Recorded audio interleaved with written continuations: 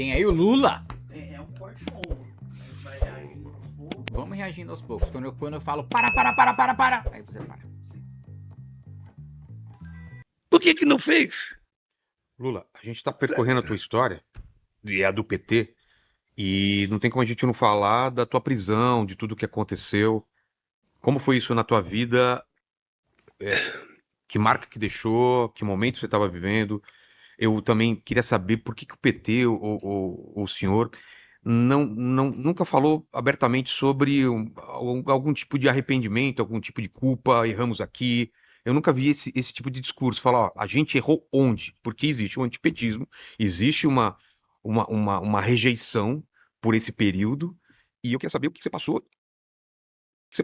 E por que não teve nunca esse meia-culpa? Assim, o que a gente errou? Mas deixa eu te contar uma coisa. Eu acho que você faz minha culpa quando você tem minha culpa. Mas e os Você não escândalos? faz minha culpa porque O que alguém. aconteceu? Você não faz minha culpa porque alguém acha que você errou. Sim. Eu vou lhe contar. Tá, então eu vou lhe vamos contar lá. a história. Que momento que Eu era vou lhe esse? contar 3 momentos. Tá. Getúlio Vargas foi levado ao suicídio por denúncia de corrupção. Também. Você conhece Sim. alguma coisa de corrupção do Getúlio? Não. Alguém já mostrou? Não. Juscelino Kubitschek foi proibido de ser candidato a presidente em 1965 porque diziam que ele tinha um prédio, um apartamento que ele ganhou não sei de quem, na rua principal do Rio de Janeiro. Ele morreu em 74. Alguém já mostrou o apartamento? Eu fui acusado... Esse é um péssimo exemplo, viu, Lula? Alguém já mostrou esse apartamento? No seu caso, nós estivemos na frente do seu apartamento recentemente, né? No Guarujá. Você já declarou no seu imposto de renda, tem a foto sua com o Léo Pinheiro, que é empreiteiro, não é um corretor de imóveis. Você não pode falar, eu estava ali dando uma olhada para ver se eu iria alugar, iria comprar. Não, o empreiteiro bilionário não se dá o trabalho de acompanhar uma pessoa para ficar fazendo corretagem, né? Outra coisa, o porteiro, depoimento do porteiro, todos os extratos e mesmo dos vendedores das lojas de imóveis que a dona Marisa estava lá para mobiliar aquele apartamento no Guarujá, né? O próprio sítio também em Atibaia, aí o Pedalinho tinha o nome dos seus netos, tem um quadro enorme com o seu rosto, e aí você falando que não é seu, que é de um amigo, então assim... Tá bem na cara aí, Lula. O do Juscelino Kubitschek eu não sei. O seu eu vi pessoalmente. acusado de ter um apartamento no Guarujá. Eu provei que não era meu. Os meus acusadores provaram que era meu. Provaram que era meu. Porque eles tinham que provar, tinha que ter algum documento. Ou na prefeitura, ou no cartório. Alguém tinha que ter vendido pra mim aquela desgraça. Para! Você mesmo declarou no seu imposto de renda. Próximo. Não, tinha toalha com o nome dele, tinha pedalinho com o nome dos netos, cara, tinha foto, tinha quadro de pintura dele. Mano, assim, pelo amor de Deus. E pra além disso também, né, além do mau exemplo do Juscelino, do Getúlio também não é como se o Getúlio fosse o cara mais, né, mais probo da República. Ele mesmo ele derrubou uma Constituição, aí ele criou uma Constituição, ele derrubou a própria Constituição pra dar um golpe em si mesmo. Tipo, pelo amor de Deus. Tem casos aí também sobre enriquecimento ilícito do guarda-costas do Getúlio Vargas, cara. Tipo, não são dois bons exemplos. Mas não venderam. Mas e o pessoal que teve que devolver dinheiro, as empresas? Não, tô. Eu vou. Ah, tá. Não tem pergunta sem resposta comigo. Sim. Tá? É o que eu queria entender realmente. Então, veja. Aí vem a questão do Lava Jato. Isso. Em Que momento que era aquele? Em 2014. Eu já estava fora do governo há 4 anos. Tá? Tem todo aquele movimento, vem pra rua, toda aquela... Quando saiu aquele Lava Jato, a Tereza Cruvinel, que é uma grande jornalista que trabalhava no Globo, escreveu um artigo. O objetivo da Lava Jato é chegar no Lula. E eu tinha consciência que era para chegar em mim. Você sabia? Sabia. Eu tinha consciência que era. Por quê? Porque não tinha como inventar aquela mentira se não tivesse um objetivo político mais forte. Mas você já tava Pausa. Claro que o objetivo da Lava Jato era chegar no Lula. Todo objetivo de uma operação policial é chegar no chefe da quadrilha. Naturalmente, né? E por quê? Você já tava... Para mim não voltar. Ah, tá. Para mim não voltar. Tá? Para mim não voltar.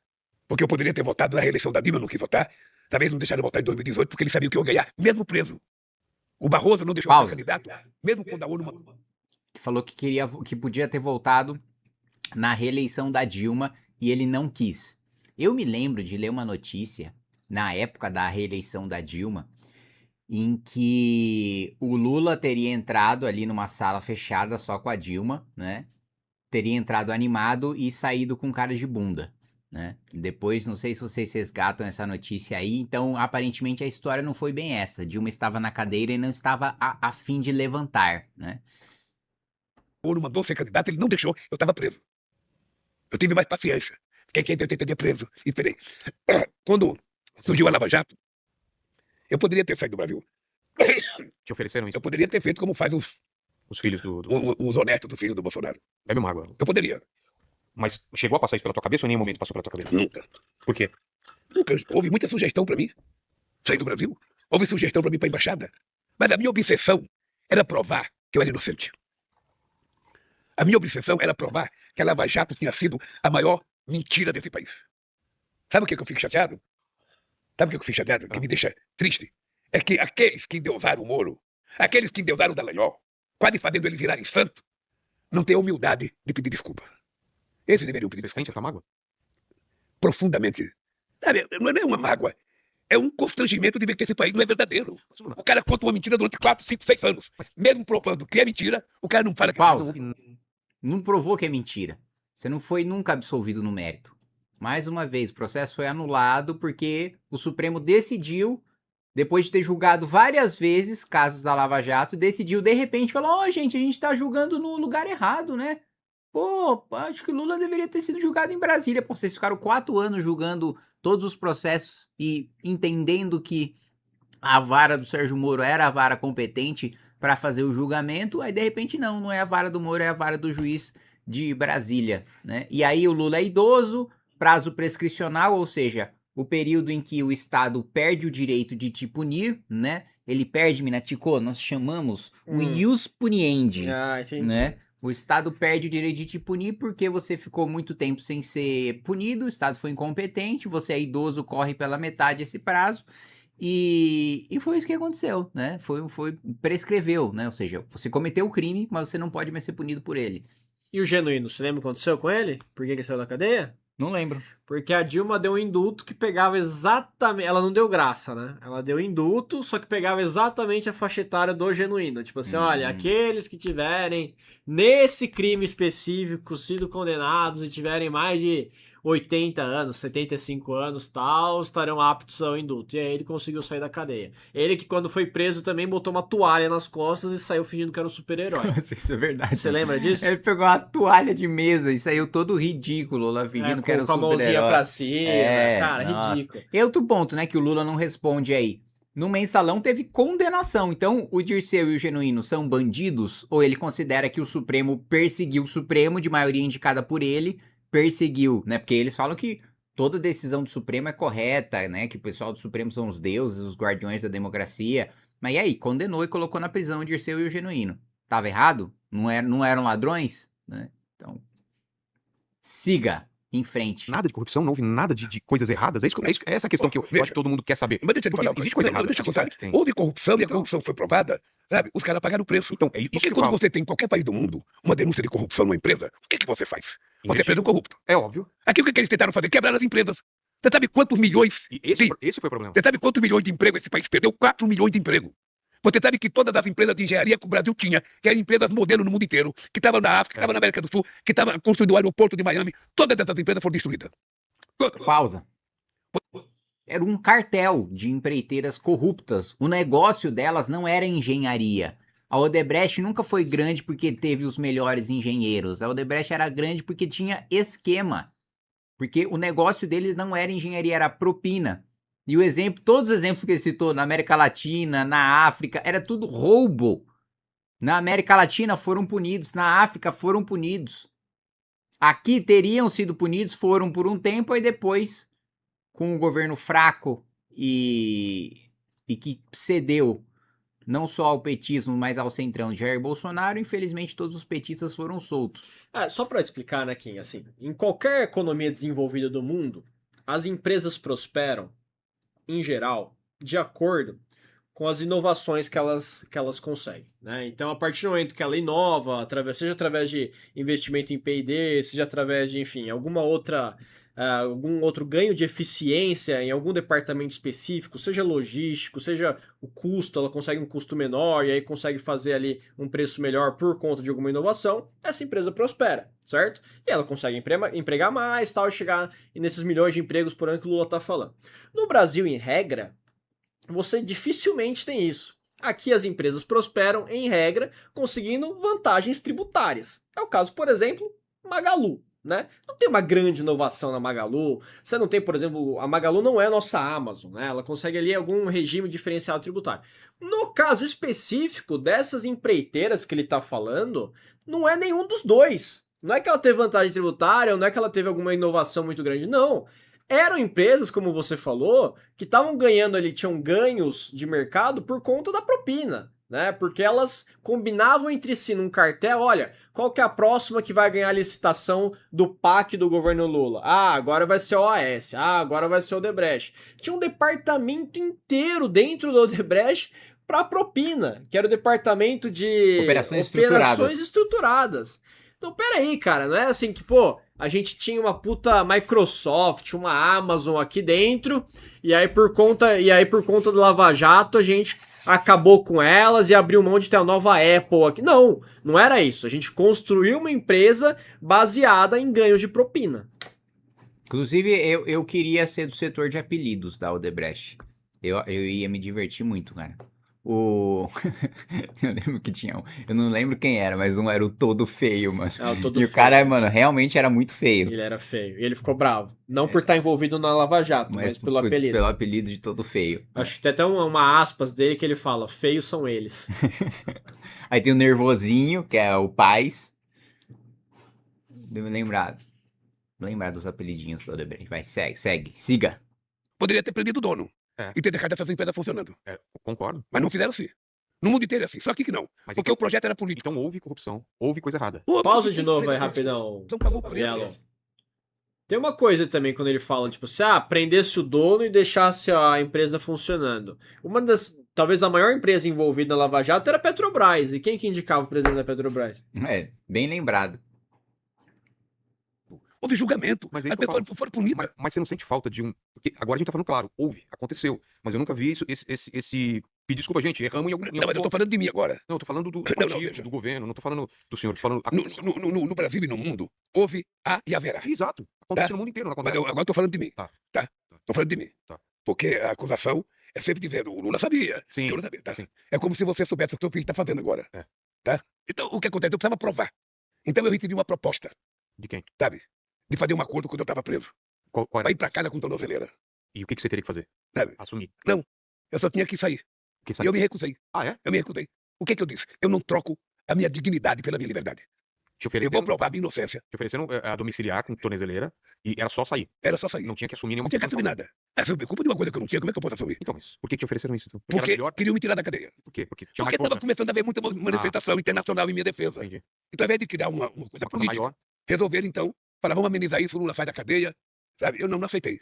Eu não troco a minha dignidade pela liberdade. Não coloco tornozeleira porque eu não sou pombo correio. Como foi? E não vou pra casa porque a minha casa não é prisão. E como Quem me foi? pôs aqui vai ter que me tirar. Como foi Essa é uma boa frase. Não coloco tornozeleira porque não sou pombo correio. vendo toda a tua biografia, se vê preso, se vê não podendo ir em enterros, tudo aquilo que aconteceu, né? Como foi esse drama? Como foi na tua cabeça? Como que tava? Você tava bem de cabeça? Então, mas o drama não é meu, velho. O drama é de quem fez isso Não, comigo. eu Deixa eu lhe contar imagino uma que coisa. tua cabeça também. Então, deixa eu lhe contar uma coisa. O Romeu Tuma era delegado-geral do DOPS quando eu fui preso na greve de 80. Tá. O Romeu Tuma me tirava da prisão 11 horas da noite pra eu visitar minha mãe, na Pauliceia. Ou seja, Tá? ele tinha humanidade, apesar Tinha um comportamento Ou seja, puta, o cara era parceiro da galera da ditadura. Ô, que ditadura é essa? Que, o delegado aqui vai lá e me leva à noite pra falar com a rapaziada. Né, pô, tem foto do Lula fumando o cigarrinho dele do lado do advogado. Que ditadura, né, que persegue uma pessoa, deixa o cara aí fumando confortavelmente do lado de um advogado. Uma ditadura que persegue alguém não dá a esse alguém a titularidade de nenhum direito. Então, assim, fica ainda mais óbvia, né, a veracidade da acusação do Tuma Júnior, né, do filho do Romeu Tuma, que escreveu um livro falando, olha, o Lula era um aliado da ditadura, o Lula ficava vendendo os colegas sindicalistas pra ditadura, e ele vai lá e ainda solta essa, admitindo, não, à noite ele tava uma soltadinha lá na cadeia, porra, o cara que teve gente perseguida a sério na ditadura, o cara perseguido, eu me lembro de falar com o Gilberto Natalini. Gilberto Natalini falava, na ditadura, amarrava uma perna minha numa trave, outra na outra trave, e ficava chutando o meu saco o dia inteiro, cara, era tortura. O Lula não passou por isso porque ele não era um perseguido da ditadura, era um picareta que ajudava a ditadura. Siga. Tinha um comportamento humanista. Exato. Quando a minha mãe morreu, que foi enterrada no cemitério da Vila Euclides, tá? O Romeu Tuma, sabe, permitiu que eu fosse ao enterro da minha mãe. Claro. E chegou no enterro da minha mãe, a peãozada não queria que eu voltasse pra prisão. Eu tive que subir em cima do carro da polícia e fazer um discurso que eu precisava voltar pra cadeia. Porque tinha 3 amigos presos lá. Tá? Inclusive o Gils, que era da Scania. Tá? Então veja. E em Curitiba? Ei? Não, aqui em São Paulo. Mas e depois em Curitiba? Então veja, quando você é honesto, quando você... Que ele deu entrevista pra vários jornalistas na cadeia, lembra? Que Lembro. Fizeram uma mesona e tal. Tipo, o cara falando aí que, nossa, que grande absurdo foi eu ter ficado preso durante o Lava Jato. Era uma moleza pra ele também. Ficava recebendo a Janja a hora que queria. Mandava carta pra fazer campanha pro Haddad. E não tava numa cela comum, né? Sempre bom Exato. ressaltar. Tem isso ainda, cara. Tem consciência. Porque só você sabe se você é honesto, Vilela. Só você sabe. Lá no fundo, sim. Ninguém sabe, nem teu pai, nem tua mãe. Só você e Deus sabe se você fez a coisa certa ou errada. Como eu tinha convicção. Eu não quis nem contratar advogado criminalista, Vilela. Quem tá comigo aqui sabe a pressão que eu sofri porque eu contratei o Zanin para ser meu advogado. Ele não era criminalista. E pensa, o Lula vai perder porque o Lula não tem criminalista. Sabe por que eu não contratei criminalista?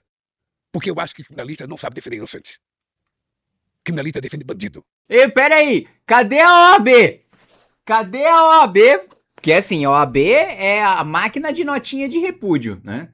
Na hora de defender advogado mesmo que de fato é achacado, ali é esculhambado por juiz ou por promotor, a OAB é, né, tchutchuquinha. Agora, o Lula tá falando que criminalista só sabe defender culpado, ou seja, basicamente todos os advogados criminalistas só defendem bandidos culpados. Ninguém inocente é processado pelo Ministério Público e nenhum advogado trabalha com nenhum inocente.